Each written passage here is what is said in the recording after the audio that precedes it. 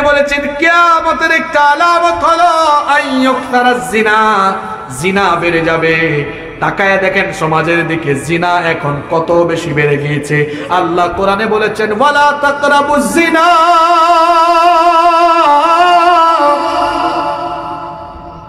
আল্লাহ বলেছেন জিনার ধারে কাছেও যাও না। কিন্তু এখন জিনার পরিবেশ আমরা তৈরি করে দিয়েছি। দেখেন নারী পুরুষের অবাধ মেলামেশা, ফ্রি মিক্সিং। এই তো এই মাসের কয়েকদিন আগে একটা বেহায়া দিবস গেল, ঠিক কিনা? এইরকম আজে বাজে দিবসের আমদানি ঘটিয়েছি। ছেলে মেয়েদেরকে আমরা একসাথে চলাফেরার সুযোগ দিয়েছি। ছেলেরা কয় হুজুর চিন্তা কইরেন না, মেয়েটা আমার জাস্ট ফ্রেন্ড। ও পাগলা, কারে বুঝাও? আজকে হলো জাস্ট ফ্রেন্ড। ছেলে আর মেয়ে দুজন হলো বিপরীত লিঙ্গ, সমলিঙ্গ নয়, বিপরীত লিঙ্গ। যেহেতু বিপরীত লিঙ্গ, বিপরীত লিঙ্গের প্রতি একটা আকর্ষণ জন্মগতভাবে দিয়েছেন কি? কেউ যদি কই হুজুর না কিচ্ছু হবে না, নো প্রবলেম, আমি বলবো তুমি ডাক্তার দেখাও, তোমার সমস্যা আছে। কারণ বিপরীত লিঙ্গের প্রতি জন্মগত আকর্ষণ আছে। এই আকর্ষণ দিয়েছেন কে? একটা ছেলে একটা মেয়ে যখন একসাথে থাকে, মাঝখানে আরেকজন থাকে, তার নাম কি? আজকে হলো জাস্ট ফ্রেন্ড, কালকে হবে গার্লফ্রেন্ড, পরের দিন কি হবে আল্লাহু আলাম। জিনা বেড়ে যাচ্ছে সমাজে। আর দুঃখ কারে বলতাম, আমার দেশের যুবকরা ভালো। আমার দেশের যুবকরা এখন দিনমুখী হচ্ছে। দেখেন এই মাহফিলে যত যুবক এসেছে, এরা চাইলে গান বাজনা যাইতে পারতো, কিন্তু আমাদের দেশের যুবকরা এখন নায়ক নায়িকাদের সাথে সেলফি তুলতে চায় না, নায়ক নায়িকাদের আসরে যায় না। আমার দেশের যুবকরা এখন হুজুরদের সাথে ছবি তুলতে চায়, হুজুরদের আসরে, কুরআনের আসরে তারা যেতে চায়। যুবকদের এই পরিবর্তন বলে দিচ্ছে, যুবকদের এই গণবিপ্লব বলে দিচ্ছে, আগামী দিনে বাংলাদেশে ইসলামের রাজ কায়েম হবেই হবে ইনশাআল্লাহ। আল্লাহু আকবার। ইসলামের শত্রুরা কি ভালো লাগে, যুবক ছেলেরা দাড়ি রেখেছে, যুবক ছেলেরা টাকনুর উপরে প্যান্ট পরে, আলহামদুলিল্লাহ পড়েন। আমার দেশের যুবকরা ভালো, এরা তো মনের দুঃখ আমাদের সাথে শেয়ার করে, চাচারা আমাদের সাথে শেয়ার করে। এরা বিয়ে করতে চায়, জিনা করতে চায়, কিন্তু দেখা যাচ্ছে এই যুবকরা বিয়ে শাদী কেমনে করবে? আমার সমাজ বিয়েকে যে কঠিন বানায়া রেখেছে, ছেলেগুলো বিয়ে করতে পারছে না। যখন পড়াশোনা শেষ করলো, আচ্ছা আপনারা বলেন তো, পড়াশোনা শেষ করে একটা ছেলের কাছে কি লাখ লাখ টাকা থাকে? মেয়ে বিয়ে করতে গেলে, বিয়ে করতে চাইলে মেয়ের বাপ আগে থেকেই প্রশ্ন করে বসে সরকারি চাকরি করে তো?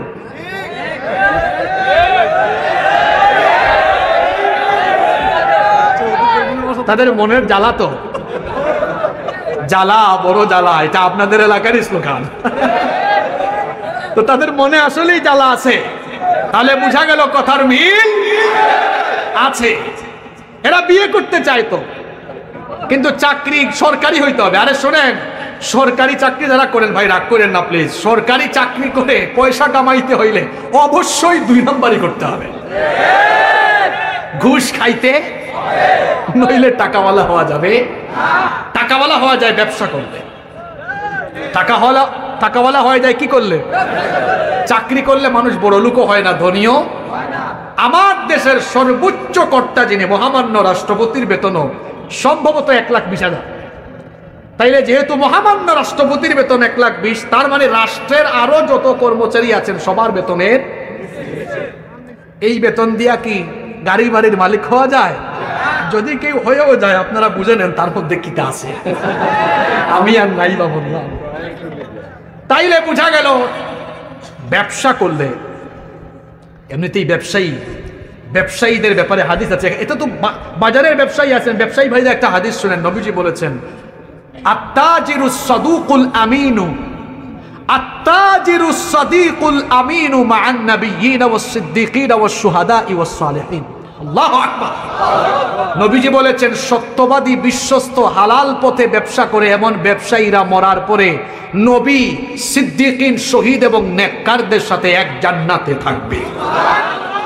চাকরিজীবীদের ব্যাপারে আমি কোনো হাদিস পাই নাই, কোনো মুহাদ্দিস সাহেব পাইলে শোনায়েন আমাদেরকে। পৃথিবীর বেশিরভাগ নবীরা ব্যবসা করেছেন। আগেই বলেন বাবাজি চাকরি আছে কিনা। নোয়াখালী মাইজদিতে ফ্ল্যাট আছে কিনা, ঢাকা শহরে আছে কিনা, গাড়ি আছে কিনা। আব্বাজানরা শোনেন, আম্মাজানরাও বাড়ি থেকে শুনতেছেন আপনারা, মেয়ে বিয়ে দেওয়ার সময় ছেলেকে বলবেন, বাবারে তুমি যে পয়সাগুলো ইনকাম করো এগুলো হালাল না হারাম ওইটা আগে বলো, তরিকাটা কি। বাবা তুমি নামাজ পড়ো কিনা, তোমার মুখে দাড়ি নাই কেন বাবা, এগুলো করেন। যদি ছেলেটা হালাল তরিকায় অল্প পয়সা উপার্জন করে মেয়েটাকে দিয়ে দেন, আপনার মেয়ে ওই ছেলের কাছে সারা জীবন সুখে শান্তিতে থাকবে। শুধু টাইলসওয়ালা বাড়ি আর টাকা পয়সা থাকলেই কপালে সুখ থাকে? কপালে সুখ থাকার জন্য বরকত লাগে, হালাল তরিকায় চলা লাগে। কত পয়সাওয়ালা মানুষ তাদের রাতের ঘুম নাই, কিন্তু কত মানুষ অল্প পয়সা কামায়, ঘুমও ঠিক, শরীর চেহারা স্বাস্থ্য সব ঠিক, ঠিক কিনা? আমার যুবকরা বিয়ে করতে চায়, বিয়ে করতে পারছে না। আর আমার দেশে 18 বছরের আগে বিয়ে শাদীকে মানুষ খারাপ চোখে দেখে, কিন্তু 18 বছরের আগে প্রেম প্রীতি জিনা বিবিচার খারাপ চোখে দেখে। আমি ওই দিন উত্তরবঙ্গ থেকে মাহফিল করে আসতেছি, এদিকে কুমিল্লায় প্রোগ্রাম, ঢাকা দিয়ে ঢুকবো, হাতির ঝিল দিয়ে আসতেছি, সকালবেলা 9টার পরে দেখি কবুতরের জোড়ার মতো স্কুল ড্রেস পইরা, কলেজের ড্রেস পইরা, এখানে এক জোড়া, এখানে এক জোড়া, ওখানে এক জোড়া, ওখানে এক জোড়া, জোড়া জোড়া জোড়া জোড়া জোড়া। স্কুল কলেজের ড্রেস দেখে মনে হলো একটারও বিয়ে শাদী হয়। পাশ দিয়ে কত মুরব্বী হেঁটে যায়, প্রশাসন যাচ্ছে, কেউ কোনো কথা কয় কি আজীব অবস্থা। আমার দেশে গাছতলা, আমতলা, বটতলা, জামতলায় এরকম কবুতরের জোড়ায় জোড়ায় বৈশা এরা যে বিবাহ বহির্ভূত সম্পর্ক করে, এই যে জিনা বাড়ছে, এর একমাত্র কারণ আমরা আমাদের সমাজে বিয়ে শাদীকে কঠিন করে ফেলেছি। 18 বছর আগে যদি ছেলেমেয়েরা এভাবে আমতলা, গাছতলা, বটতলা, জামতলায় বসে বাদাম খাইতে পারে, তো 18 বছরের আগে ওই জোড়া জোড়া মিলাইয়া বিয়ে দিয়ে দিলে সমস্যা কোথায়? 18 বছরের আগে না দেন, পড়াশোনা করুক, আমরাও চাই না এত তাড়াতাড়ি বিয়ে করুক, কারণ বিয়ে করতে তো সামর্থ্য লাগবে। কিন্তু 23-24 বছরে একটা ছেলে পড়াশোনা শেষ করেছে, কয় না, ছেলের বাবা কয় তুই এখন কি বিয়ে করবি, আগে নিজের পায়ে দাঁড়া। কেন, হে কি মানুষের পায়ের উপর দাঁড়ায় আছে নাকি? বিয়ের সম্পর্ক টাকা পয়সার সাথে নয়, ক্যারিয়ারের সাথে নয়, বিয়ের সম্পর্ক চরিত্রের সাথে। যারা কম বয়সে বিয়ে করে, বিয়ে কেন? লজ্জাস্থানের হেফাজতের জন্য। বিয়ে কেন? চরিত্রের হেফাজতের জন্য। এখন বিয়ে যদি হয় ক্যারিয়ারের জন্য, তাহলে তো এটা কোরআনের উল্টা হয়ে গেল। শোনেন, একটা ঘটনা বলে আজকের ওয়াজ শেষ করব আমি। মনে রাখবেন, এটা সবার জন্য আমি বলে যাচ্ছি, যে সকল ছেলেরা প্রতিষ্ঠিত হয়ে টাকা পয়সা গাড়ি বাড়ি বানানোর পরে বিয়ে করে, বেশিরভাগ ক্ষেত্রে এমন পুরুষরা তাদের স্ত্রীকে অবমূল্যায়ন করে, দাসীবান্দির মতো আচরণ করে।